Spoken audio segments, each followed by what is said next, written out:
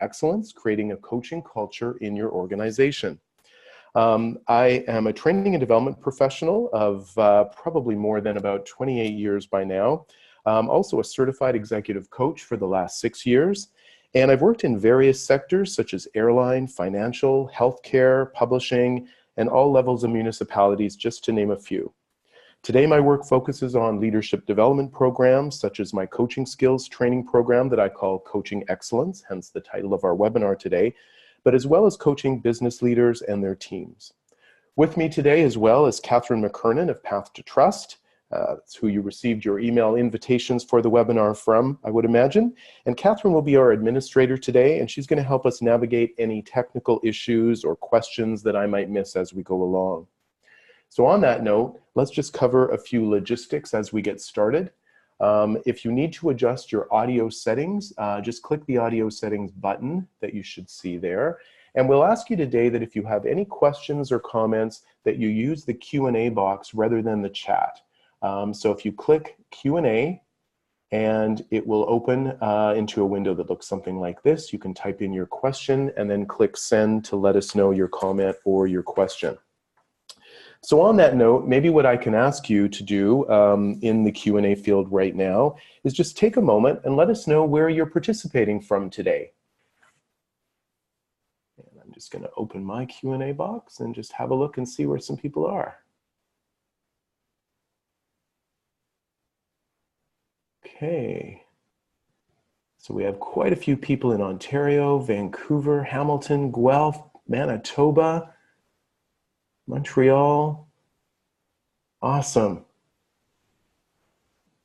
And as you may know or not, I'm not sure, we are coming to you from snowy but sunny Toronto, Canada today. So thank you for taking a moment and just letting us know. I'll be asking you a few questions like that. And again, as I mentioned, please use the Q&A box. All right. So what I want to do while we're here as well is I'm going to just do a couple polls today, just again to learn a little bit more about you. And the first one is I'd like to do a quick poll here to ask you what is the main focus of your work. So I do believe, let me just do this here 1 second. Okay, so you should see the first poll.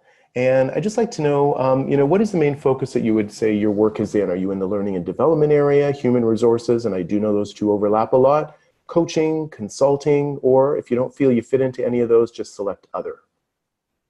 Give you a couple moments here.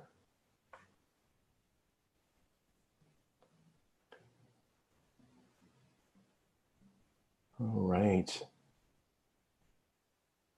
Okay, we're up to about 70% of you have responded. That's awesome. Thank you so much. So let me just end this and share the results with you in case anyone else is interested. So we have almost an equal number in learning and development and human resources, some people who are in coaching, consulting, a few others.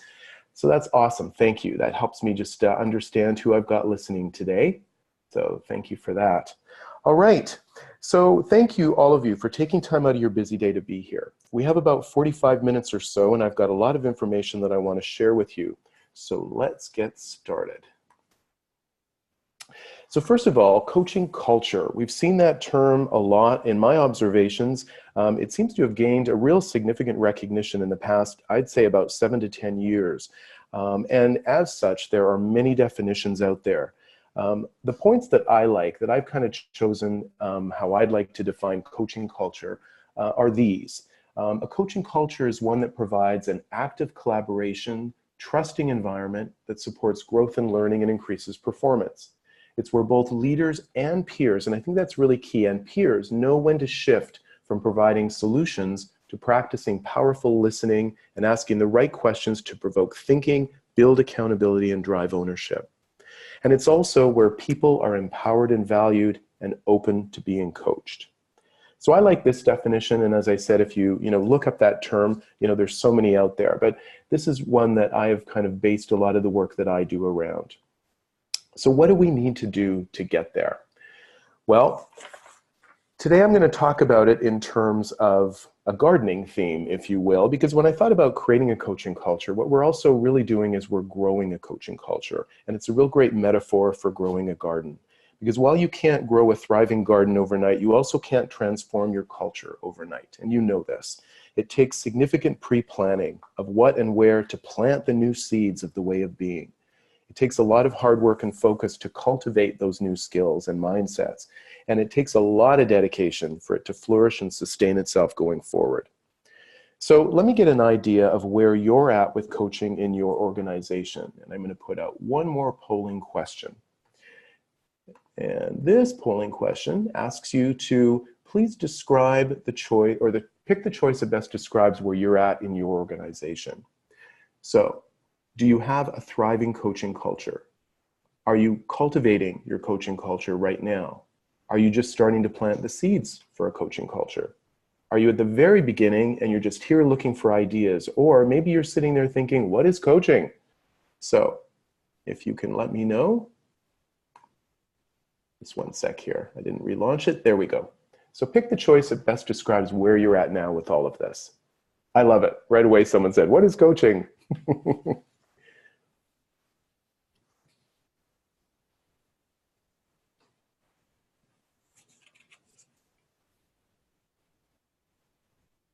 Okay, we've got about half of you so far.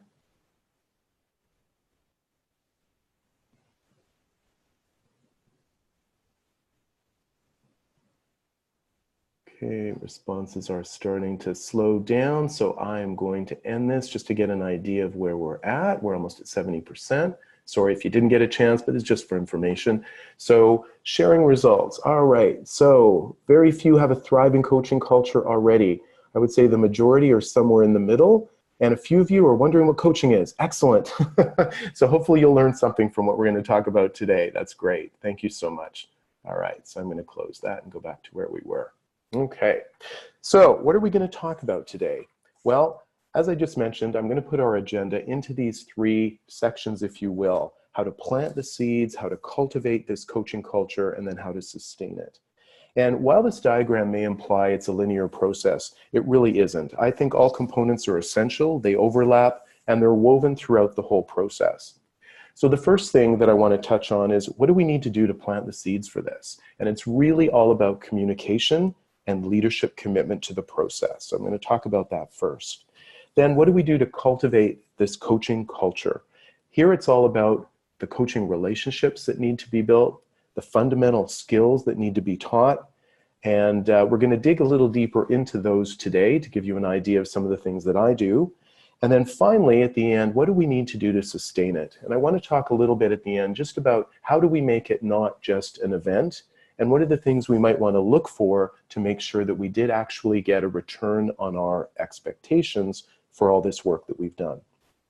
So as I share my observations and maybe some recommendations with you today, I ask you to reflect on a question that I'm going to ask you again at the end of our webinar today. And that is this: take a moment and consider that your leaders have successfully embraced coaching skills with their direct reports. Congratulations, because that was a lot of work. What is the positive impact of this change for you and your organization? So just reflect on that for a moment. What is it that you want to do all of this work for? What are the positive impacts that you want to see in your organization? Maybe jot down a few notes. And at the end of today, I'm going to ask you this question one more time and see what your thoughts are. But before I dive in on what I recommend we need to do here, it may be helpful for you to understand what brought me here, what brought me to this place where I'm expounding the virtues of a coaching culture, because I suspect my story may resonate with a lot of you who are on the webinar. So the journey for me began quite a number of years ago when I was Director of Learning and Development for a medium-sized national organization here in Canada. I had two key responsibilities, among many others, but the two main ones were also near and dear to my CEO.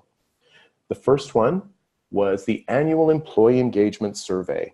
I administered it, I analyzed the results, and I strategized with senior leadership to create a plan of action based on the results. The other main responsibility I had was managing the online performance management process. I trained people how to use the system, I administered it, talked about best practices around performance management, et cetera, et cetera. And early on, I was a big champion of both of these processes. I really believe that leaders need to understand the voice of the people to be able to make positive changes. I also believe that performance management was an opportunity to have a real conversation about a person's performance and development.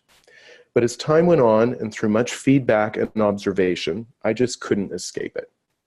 Performance management sucked. Now, not only what I was observing, there are more and more studies that are coming to the same conclusion. I'm going to share a little bit of that with you in just a moment. But traditional performance management processes in organizations are just not delivering better performance results. And in particular, they're not engaging or motivating employees. So why do you think that is? Why doesn't it work? If you have some thoughts on that, go ahead and type them in the Q&A box. And I'll look at those in just a moment. But some of the main things that, that I observed in my experience is that people don't do it unless they're forced, first of all. It ends up demotivating people a lot of times, and employees feel like a lot of times that they have very little input. We all know the drill, the annual performance appraisal. Once a year, maybe twice a year if there's a mid-year review as well, the manager sits down with the employee to review their performance. It may be paper-based, maybe using an online system. And ratings are given based on past performance that cannot now be changed. So as many of you know, ratings right away create defensiveness. You're a solid 4. Well, why aren't I a 5? What do I need to do to get to be a 5? And then we struggle to answer those questions. So the employee has largely been told what to do and how they performed. So many employees, because of this, don't take their own assessment seriously, or even their bosses for that matter. So don't take my word for it. Here's just some of the results. And this was based on a very quick search of some of the results that are out there looking at our typical performance management systems today. So I'm not going to read all this to you. You guys can look at this. But more and more research is published, particularly in recent years, supporting what I was observing. So if this isn't what we're supposed to do, what are the recommended processes? And some of the things that I've seen and that I recommend are having a process that is rich in employee feedback from everybody, not just the manager. Processes where we will separate performance discussions from development discussions. Processes that assume the employee knows something about their own performance. And processes that create an open and positive environment in which to share feedback. But also one that develops managers to be better leaders and coaches. Now, all of those things really describe a coaching culture to me, don't you think? So back to where I was. In doing the employee engagement survey, one of the things that we typically found every year when we did this was that the job satisfaction drivers, the things that drive satisfaction for employees, are typically the same every year. And I typically found that when we just asked people about their direct manager, the feedback was pretty positive. But then when we asked them questions about, do they feel that they can make a contribution to the organization? Are they getting enough development in their roles and to go beyond their roles? Usually these are lower numbers. So doesn't this seem like there's a bit of a disconnect? Managers are in a position to make a difference, but people don't feel they're being able to contribute or development. So what's the gap here? What happens, at least what I found, was there's a misconception of many managers and many organizations for that matter that we have to solve this by throwing training at people, give them more training programs, which usually there either isn't a budget for or it just doesn't seem to move this needle.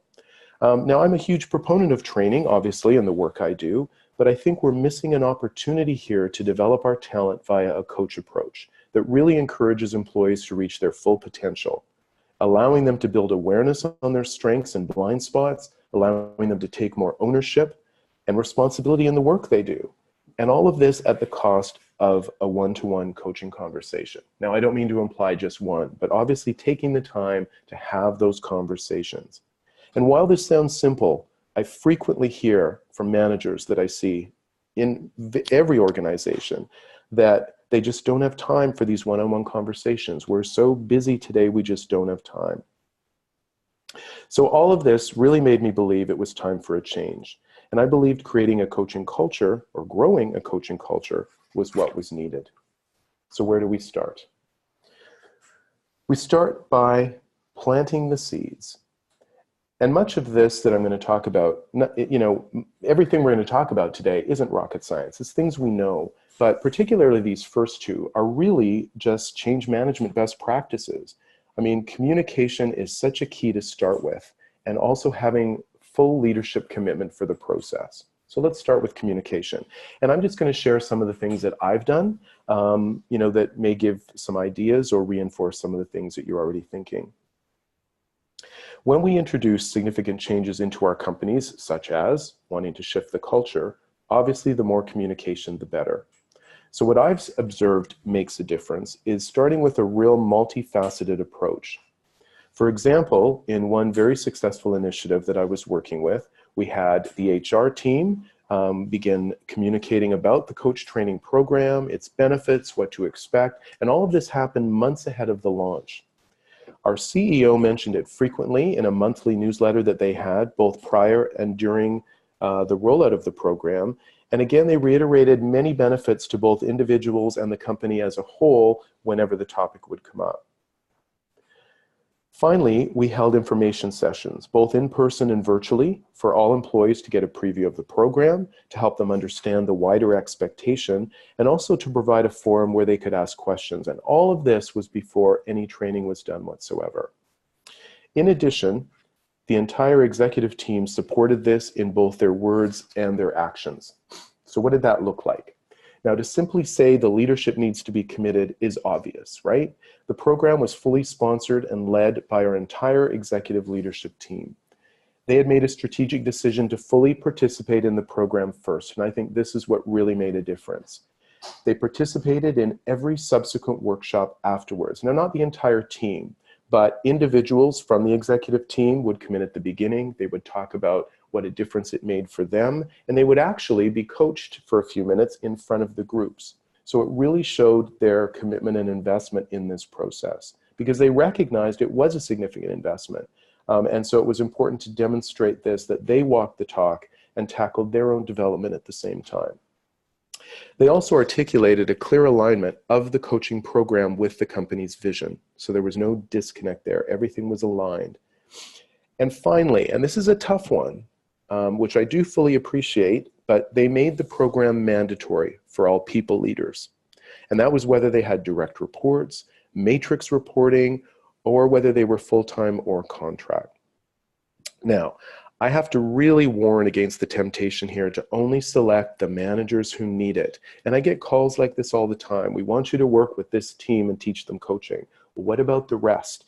We may think we're saving money when we do these things, but it's likely that these skills won't continue for very long if people that go into these programs come out of the training programs and realize no one else is doing what they've been trained to do.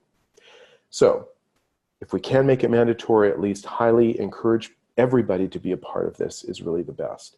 So with the seeds planted, what do we need to do then to cultivate this initiative? To cultivate a coaching culture, we need solid coaching skills in a training program that really makes sense in the workplace. The program must describe the foundational coaching relationship that's required, talk about the environment that's conducive and facilitates these conversations, as well as teach fundamental skills that people need to learn and incorporate into their everyday approach and transactions. So I want to start just by talking about the coaching relationship, because this may necessitate a fundamental shift in mindset for many budding coaches. And once we talk about that, we'll review some of the critical skills that I believe are really needed to be successful. So first, the coaching relationship. And like I said, really, it's a mindset that we need to have. And much of this mindset is a real shift for managers who tend to be more authoritative or feel that they've been successful telling people what to do and have been rewarded for such. And this is a shift, because what I believe to be a really necessary foundational mindset for a coach is that we must believe that people are capable and competent, that they're full of potential and possibility. And if these things aren't true, if these 2 points aren't true, why did we hire them? Or what do we need to do? Why are they still there? And finally, as we find on all employee engagement surveys and research on what motivates people, employees want to contribute. They want to make a difference. And it's one thing to say this, because perhaps many of you are nodding right now, but it's another thing to actually embrace this mindset. This truly may be the most powerful shift that some of us need to make about how we think about people. We need to stop focusing on where people are lacking and begin to focus on their capability. We focus better and are more successful in achieving our goals when we focus on what we want, not on what we don't want. When we help people to focus on what they want, not what we don't want for them. Yet today, I find most managers tend to focus on fault, on errors, on weakness, things we can fix. And there's overflowing research that describes the importance of coaching for strengths, not weakness. So think of a time, let's just play with this for a moment. Think of a time when you had to work with someone who you didn't think was capable. How did you react in that situation? Or shall I say, how did you interact or maybe not interact with them? If you want to type some responses in the Q&A box, go ahead. Or just consider, how do we react to people when we don't think they're capable or we doubt their competence? Now, I did a little bit of research on this, and I actually found a study that was done about this from the work of Hancock's Hunter and Boudreau in a book they wrote called Coaching for Engagement. And these were just some of the top 10 results that they found when we interact or have to deal with people that we think are incapable. So just take a moment and have a look at this list. Recognize any of your behaviors on here. I know I do. You know, and it's so true. We maybe don't think of this explicitly, but we'll probably have lower expectations if we don't think the person is capable. We might start praising for marginal effort instead of for the things that, you know, we really should be praising for. Or we'll just avoid it completely. We may not share information. We might act impatiently with them. The one I see all the time, number 6, we interrupt when they're talking. We just don't help, we criticize more, etc. My favorite is number 10. We see less smiling and more frowning. So you can see that it's just not very positive to be thinking people are incapable. And if we do, then maybe there's another route we need to take besides coaching. So this also might be something that we need to do temporarily in that moment when we're coaching. Look at somebody different. Look at where they might be capable. They might be competent. Maybe it's ways we haven't seen or been open to yet. And as I said, shifting the mindset that we want. So what else is important in the coaching relationship? And I think this is just as important as having that mindset, if not more, and that's trust. Now, I'm going to share a definition of trust with you that we use in our trust program with Path to Trust. And this is from Charles Feltman, who wrote the Thin Book of Trust. He defines trust as choosing to risk making something you value vulnerable to another person's actions. Now, when you think about this, if there's no trust between the coach and the coachee, they're not going to risk. They're not going to be vulnerable, and the coaching relationship won't be successful. And the other key part about this, and I don't have time to really dig into trust today, this could be a whole webinar in itself, and probably will be soon, is that it starts with you, the coach. What are you doing? Or what do you need to do to build and maintain trust with your teams, with your colleagues? Does the other person, the coachee, trust that your conversations are confidential, that your intentions for their growth and development are true, that you hold them capable and competent in their work? You know, depending on your current culture, we've had to work with many organizations to first build and maintain trust before they even move in to look at coaching. Just something to think about. So let's look at the fundamental coaching skills that we need to learn. Actually, I'm just going to pause there for a moment and just have a look and see. Catherine, are there any questions that I haven't had a chance to answer yet?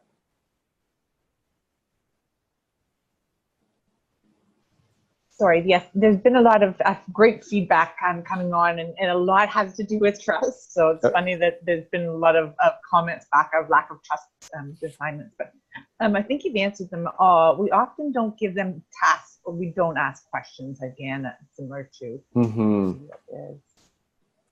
So no, I think that's everybody's been very, very great at responding. Okay, excellent. So if I have missed something, a burning question, please let me know. Thank you, Catherine. All right. Okay, so let's keep going a little bit. And I want to talk about the 4, what I call the fundamentals. So 4 coaching fundamentals, or key skills, if you will, that we need to teach people how to use. And the first 2 that I want to talk about are powerful questioning and listening. The other 2 are, what do we do to generate positivity and confidence with the person that we're coaching? And what kind of coaching process or coaching model, if you will, do we need to use? All of these are really key to some of the skills that need to be taught and for people to embrace. And they must be supported and sustained until they become part of the culture, not just something I do from time to time. So I want to share a little of how I work with participants to build these skills and some of the things we do in the Coaching Excellence program.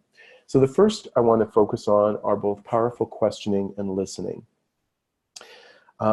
Powerful questioning really describes the kinds of questions that cause people to think, that helps them resolve their issues rather than get you the information that you need to solve it for them. So I just want to ask again a question, and you can type in the box if you want, or just think about this. But how many of you believe you're good problem solvers?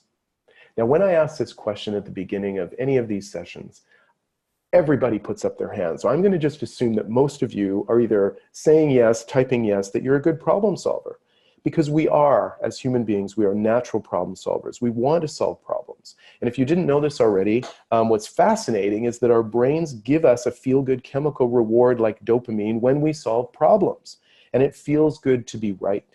Plus, we're busy ourselves, so it may seem easier and quicker to just give the answer and solve a person's problem for them. But while this is helpful, it's a short-term solution. So I'm going to share just a little analogy with you. I call it the leaky boat analogy. Solving other people's problems is really like plugging a hole in the boat. It's a short-term solution. But let's put this into context. Let's pretend it's a sunny day. We're out on the lake, we're in the boat, and we look down and the boat is leaking. What do we need to do? Well, if we don't want to go swimming, we need to plug the hole. Now, that's a short-term solution. A bigger term solution would be trying to figure out how to stop this from happening again. So these two, instead of plugging the hole in the boat, if they wanted to solve the bigger problem, they might be having a conversation that goes something like this. The boat's leaking. What do we need to do to make sure this doesn't happen next time we go out? Should we have checked the boat before we left? Do we need to talk to the vendor about giving us boats that don't leak, etc., etc.? Now, do we have time to do that when we're in the middle of the lake and the boat is leaking? Clearly we don't. But like the case of the boat, giving people the answer to their questions all the time is like plugging that boat. It doesn't solve the bigger problem of building competence and capability in that other person. But sometimes it might be an emergency, and we just need to solve the emergency, plug the hole in the boat, answer the question, help solve the problem quicker. But I also challenge you to consider, when a person comes to us and says, what do you think I should do here? How do I do this? Do we not think that most of the time they have an answer in the back of their head and they just haven't shared it with us? Maybe they're coming to ask for validation, or they're not as confident to share their answer yet. But by giving them the answer, we don't give them the opportunity to do that. So when it's not an emergency, the challenge then is not allowing ourselves to solve the problem for them. But this is truly a challenge for most of us because it's a habit that we've built over time in solving problems, both for ourselves and for other people. So what I do is I work with participants to build a conscious awareness of that drive to give advice and to practice pausing and asking a few questions of that other person who's just come up to us saying, how do I do this? What do I do here? Etc. And some of the questions that you might ask, instead of giving advice right away, is how important or urgent is this? What else have you tried? How else might you approach this? And find out what's on their mind first. We encourage participants to keep at this and notice the difference in the person that you're coaching when they're part of the solution. And the funny thing is, at first, you're going to get pushback because you're known as the problem solver. So why didn't you just answer my question? You might create a little bit of frustration at first, but keep at it, and you're building awareness, and you're allowing that person to take responsibility as they come up with the ideas to solve their own problem. Maybe consider it this way. We think we're doing people a favor and being helpful by solving their problems. But we actually deny their awareness when we tell them what we saw instead of asking them what they saw. We deny their ability to take responsibility for something by telling them what to do. And finally, another way to look at this in real simple terms is let's just ask ourselves, what do we want? Do we want compliance? In which case, let's keep telling people what to do, and they'll do it for a while. Or do we want commitment? And if we really want commitment, we need to make the person a part of the process and find out what they're thinking. Okay, still listening? Let's talk about listening. So how many of you, and again, you don't have to answer, you can if you want and type it in the box, but how many of you have checked your emails while you're talking on the phone? Maybe you're doing that right now while you're listening to this webinar.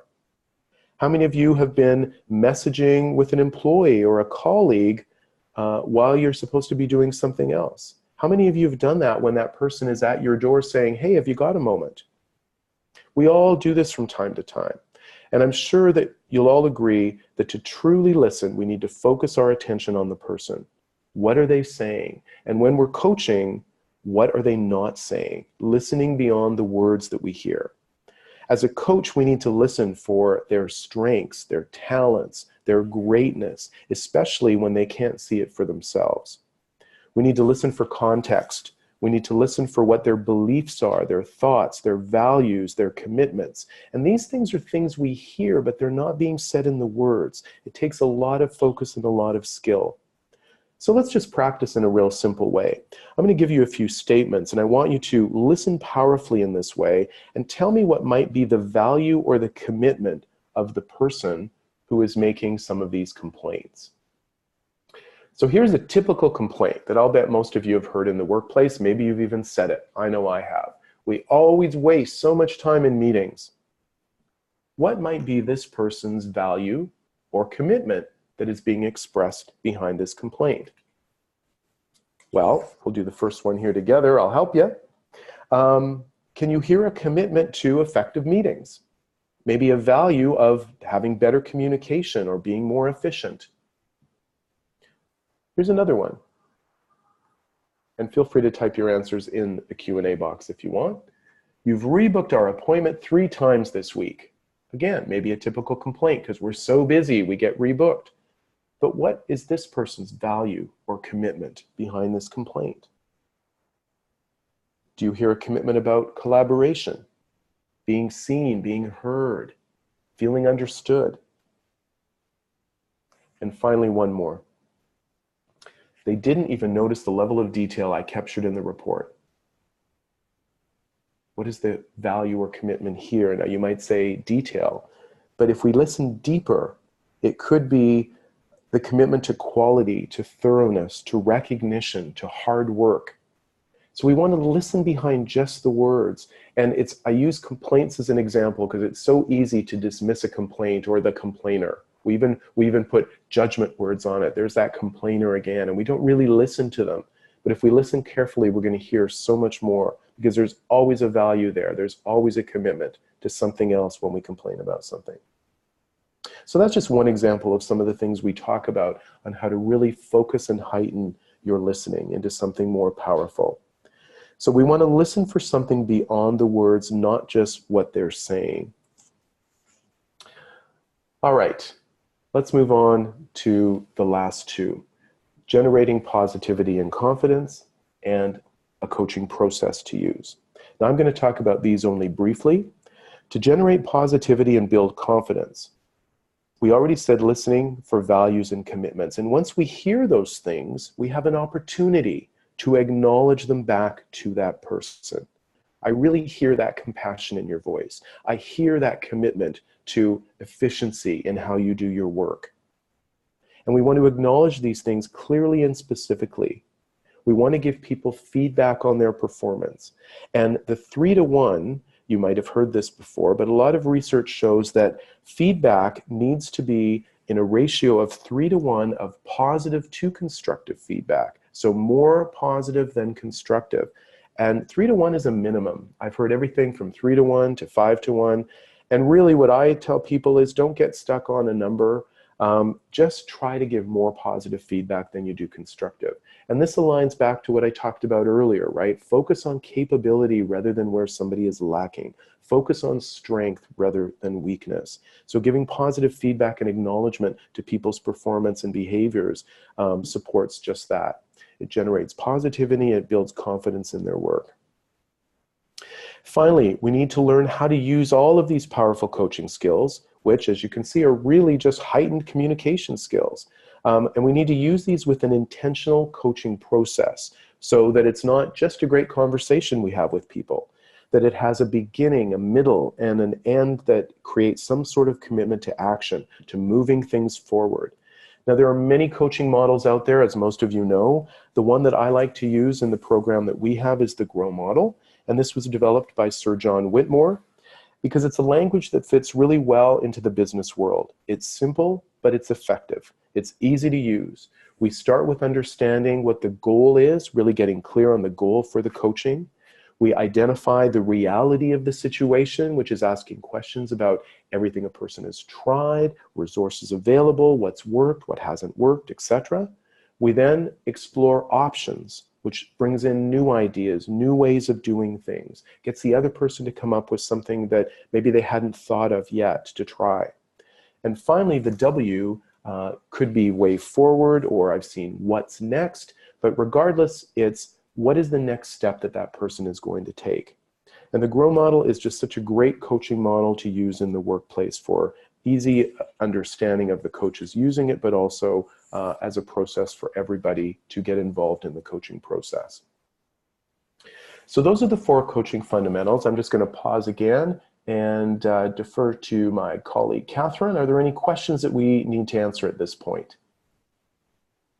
If anybody wants to send questions, I think we haven't had any new questions. So does anybody have any questions out there for us? Okay. All right, and as I mentioned, we'll give you a contact to ask more later if you like as well, but I just, in case there was some people waiting, I just wanted to check on that. So thanks, Catherine. Okay, so the final part, what do we do to sustain this? To sustain, all the participants have learned, because you've now just invested in a coaching program, you've trained everyone how to use these skills. And when I say everyone, I know I talked earlier about managers and direct reports, but I've worked with organizations that are really, to really change the culture. This becomes something that we all do. So we're training peers to coach each other as well. So it's not just manager-employee relationship. It can be all of the above, depending on, how deep you want to go with this. But regardless, you've just invested a lot in a training program. What do we need to do to sustain this over time? We need to build a program that is not just an event. And finally, what we want to do is see, did we get a return on, and I don't use an ROI for investment, because it is, those of you in the learning and HR world, it's hard to connect coaching with bottom line results, but we can definitely connect it with a return on expectations. We can look at anecdotal feedback from the coaches themselves, from the people that are being coached, and see if there was behavior change. So I'm going to talk just a little bit about these 2 things first. So the first thing, so important, is we want to make sure this is not just a great training event where we walk away pumped, we've learned some great things, and then what happens? The binder goes back on the shelf and we forget about it within a week, maybe sooner. So the key, and that looks like a great event. Maybe your training events look something like that, I don't know. But the key is that we want to make sure that it's not just an event. And I want to talk about that from 2 perspectives. The first one is the training program itself that teaches these critical coaching skills can't be a one-time event only. And the other perspective is the coaching itself cannot be an event like the once or twice a year performance review. It's something that needs to be ongoing. It's something that every opportunity we have in our interactions with each other is to take a coach approach in those conversations. So it's critical that we develop ways to ensure that the learning continues to transfer to the workplace long after the initial training program. And there's so many different ways you can do this. I'll just share one of the things that we do. So we build follow-up in smaller groups, either via phone call, Skype, in-person meetings, whatever works, that continue to coach participants in their skill development.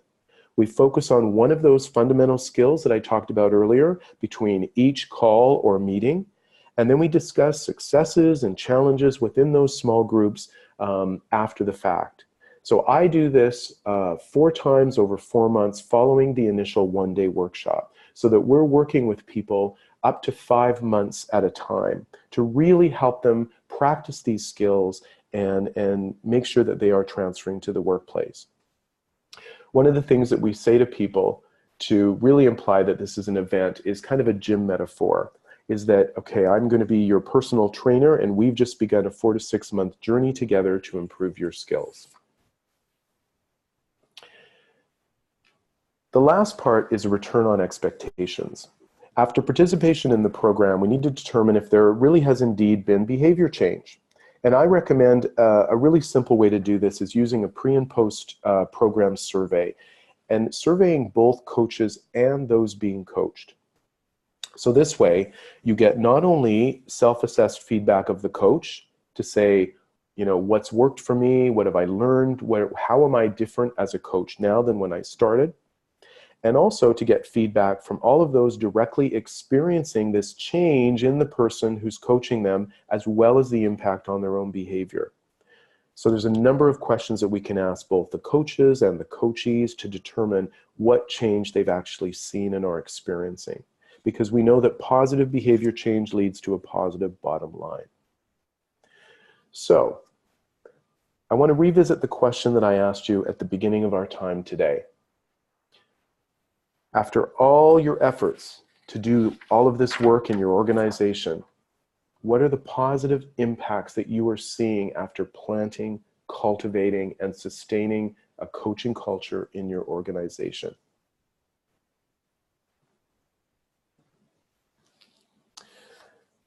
So I'll share with you some results while maybe some of you are typing some of these answers into the Q&A box, and I'm going to look at those in just a moment. It's hard for me to do both, and that's why I was deferring to Catherine, but I will look in just a moment. I've seen multiple benefits of coaching.